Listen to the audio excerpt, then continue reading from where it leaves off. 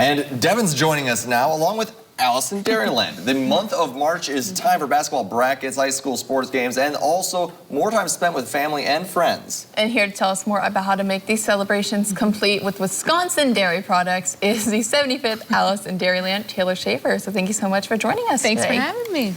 Yes, glad you could make it in this morning. It is nice and early here on the morning show, but Wisconsin cheese is world famous. That's what we're going to be talking about today. And you have a new way to recognize some of the many different varieties, correct? So during the month of March, we always think college basketball, right? That's really the thing that we have on our minds. But my two loves in the world are sports and cheese. So I wanted to find a way to combine those two together. And that is when the Wisconsin Artisan Bracket was formed. So of course, we know that we have more than 1,200 licensed cheesemakers that craft over 600 varieties, types, and styles of cheese. That would be a really big bracket with all 600 varieties. So we're just highlighting a few. Right now, we're in the Elite 8 Wisconsin cheeses, and we'll have our champion cheese by March 31st. So giving us just a taste of Wisconsin, which cheeses, we got some laying out here. Who are going to be facing off today? So this week we're talking all about mozzarella and Havarti. Now these are two really great varieties of cheese that are so versatile for just about anything that you want to pair them with. So if we start with the Havarti, what I have today is a dill Havarti. So this is a really creamy cheese, and it's kind of odd because it slices best when it is super cold, but it's best served when it's warm. So either warm or at room temperature, you can melt it onto a sandwich, onto a cracker, or really just serve it with anything fruity that you have laying around. I love to pair it with just about anything that I have in my house. So prepping it just like yesterday morning when it was 10 below, I guess that would be perfect. That right? would be the perfect temperature. I don't know about that quite that cold. You might not be able to get the knife through, but No, not frozen. not frozen. So that is one of the cheeses that we have this week, and the other, of course, is mozzarella. And mozzarella has a really unique story. Have you ever heard about how it came to the United States? I don't think I have. No. So back in World War II, we had American soldiers in Italy, and they had this taste for a new food that they had never tried before, and that, of course, was pizza, right? So they come back to the States wanting more pizza, but they didn't have the cheese to make it. So that's when mozzarella was born. Of course, it is now America's favorite cheese, and Wisconsin produces about 1 billion pounds of it every single year. Wow. It is a lot of cheese. So if you want to try it, go for it. I know it is early, but the mozzarella whips are a very popular option. This is the mozzarella. Ooh, let's go. I'm I'll break some off.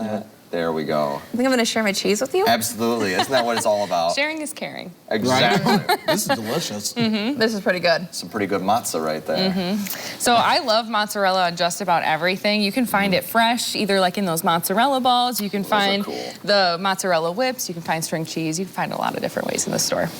I could see myself getting like a bag of these and just eating them without Eating the even whole thinking. thing. Yeah. It brings me back to my childhood, because when I was a kid, I loved mozzarella whips. We ate them all the time. No, this is such like an embarrassing story, but as a kid, I would always hang out at the park across the street, and I would be hungry, and my parents would buy blocks of cheese that we would try. I would just go and bring the blocks of cheese to the park, and just eat the straight mozzarella or cheddar, straight blocks of cheese. You were born for Wisconsin. I was born for Wisconsin. I love cheese. I'm gonna try the Havarti now. Yeah, is it gonna be like best with the cracker? You can eat it plain, or you can eat it with a cracker, whatever you prefer. It's a dill flavor. Do you want a bite of this one too? No, I'm all right, Jackie. I'm breaking stuff now. That's okay. I'll leave it for a minute. But so now there's dill in it, so it's gonna have a little pickly flavors. Ooh, that's good. It's like dill pickle chips, kind of. Kind of. I love dill and just about everything. I love pickles, so that is one of my favorites. That's why it's with me on the road. You can find Havarti in a lot of different flavors, though. You can even have it plain. So it really just depends on your taste buds.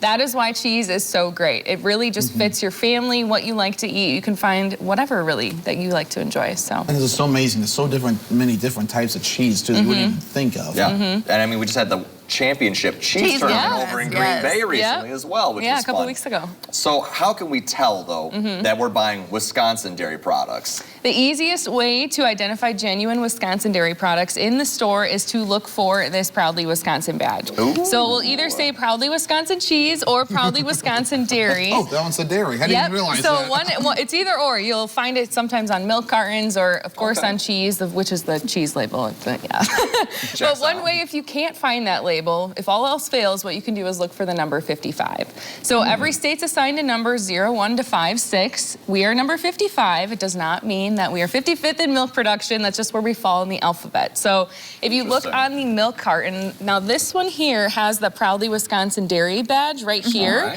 but you can also find the plant number down here. So the state number is 55, and the numbers that follow are exactly where it was produced, basically down to the square mile. So if you go to whereismymilkfrom.com, you can actually type in that whole set of numbers and literally figure out exactly where your milk came from. Like the farm as well? It'll tell you the plant, so not necessarily the farm, but it will tell you the plant where it was processed. It's got the cow, social security number. Sometimes you can figure it out like that, but more often than not, it would just be the plant. All right, and we do have some chocolate milk here, and I hear there's a little tradition when Alice in Dairyland brings chocolate milk. Looking at I don't know. I'm new to this, so I'm interested in hearing this. well, Devin. Well, chocolate milk is the official beverage of the WIAA. So, of course, we have all these different state tournaments that are going on right now, and this is a great recovery beverage for all of our state athletes, or even if you just want to have it with a meal or on its own, too.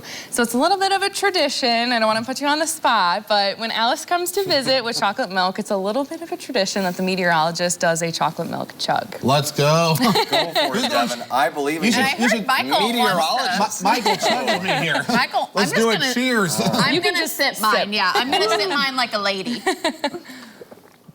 So we'll see which one wins. But that's 13 essential nutrients right there. So chocolate milk is not considered a sugary beverage. There we go. That was pretty good. There we go. That is so good. This is delicious. Yeah, that's Sassy Cow, so that's the good stuff. Nice. Yes, love a good glass of chocolate milk.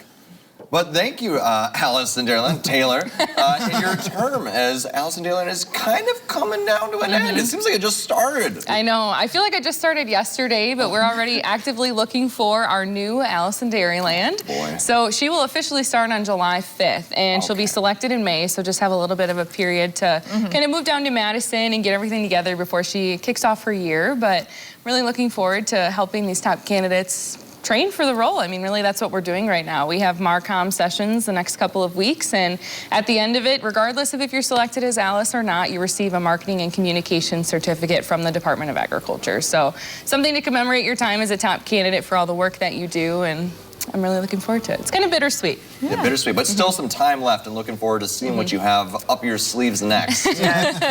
I've always got something. Yeah, thank you so much for coming in, bringing us some cheese and chocolate milk. Much appreciated. Thanks for having me. And coming up, we have What's Trending, including why Buffalo